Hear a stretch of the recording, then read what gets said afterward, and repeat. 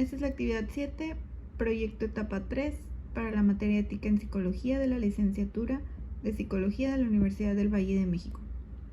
El caso David Reimer. En el año de 1965, en Winnipeg, Canadá, un matrimonio joven llamado Ron y Janet tuvieron unos gemelos a los que llamaron Brian y Bruce.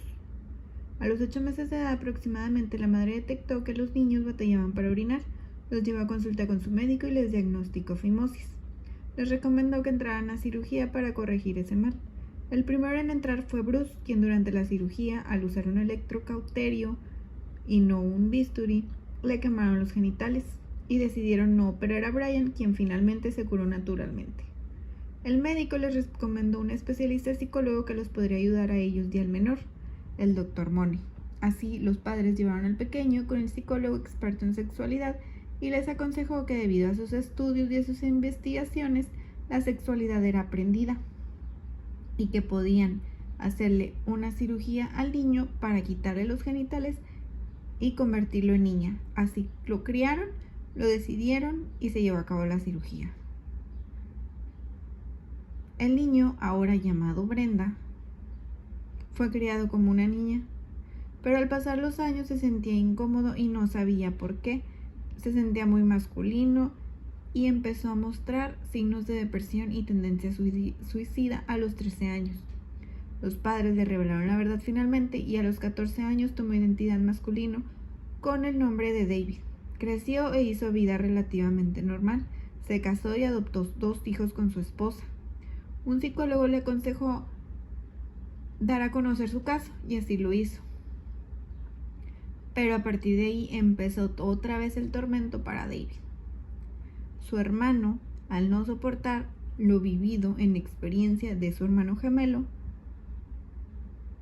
debido a una sobredosis, falleció a los 32 años de edad aproximadamente.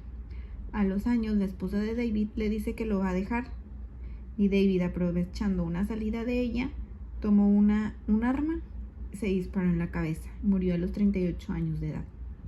El familiograma de David nos muestra a la mamá, el papá, hermanos gemelos, su esposa y sus hijos adoptados. Principios y normas de conducta ética del psicólogo que se transgreden. Primeramente, la ética es una rama de la filosofía que implica sistematizar, defender y recomendar conceptos de conducta correcta en todos los ámbitos de la vida humana. Es decir, la ética no se limita solo al ejercicio filosófico, sino que también participa en el campo profesional de otras ciencias, por ejemplo aquí, de la psicología. Por lo tanto, considero que el trabajo del Dr. Money con David no fue ético, ya que experimentó con un pequeño indefenso con el objetivo de obtener resultados de sus teorías y escribir más libros y así tener más reconocimiento. No le preguntó la opinión al pequeño y los padres confiaron en la experiencia del doctor, pero no valoraron a futuro el daño que podría causarse en caso de que el experimento fuera un fracaso. La relación del psicólogo del Dr. Money con David infringe, por ejemplo, el artículo 5, fracción 4 de la Ley de Salud Mental del Distrito Federal, el del derecho a la salud mental de toda persona, al bienestar psíquico, identidad, dignidad, respeto y tratamiento integral, ya que desde mi punto de vista no se consideró la opinión de David al ser muy pequeño y no se cuidó de su identidad ni su bienestar, nada más se le dio el tratamiento experimental. Entonces opino que se violaron sus derechos al ser muy pequeño y no tener voz ni voto. La relación con los padres del menor, de acuerdo al artículo 4 de la Ley de Salud Mental del Distrito Federal, fracción 4, de recibir capacitación y orientación por parte de las instituciones públicas, sociales y privadas. Según lo que se sabe, el Dr. Money en ningún momento le dio seguimiento o terapia a los padres del pequeño. Solamente tenía las consultas con el menor para ver su evolución, no tanto para garantizar su bienestar, sino para avalar su experimento.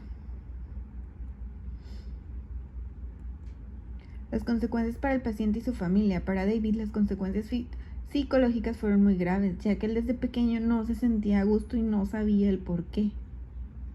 Al saber la verdad, se sintió un poco aliviado, pero al recordar el trauma de todo lo vivido, no le permitía llevar una vida normal, a pesar de haberse casado con una mujer y al no poder tener hijos, adoptarlos.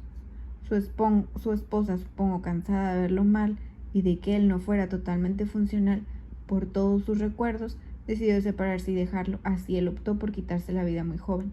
Para su familia las consecuencias también fueron altas, ya que sus padres vivían con el remordimiento y la culpa, a pesar de que David declaró que no les guardaba rencor, que él sabía que todo lo habían hecho por el amor que le tenía y que entendía el actuar de ellos.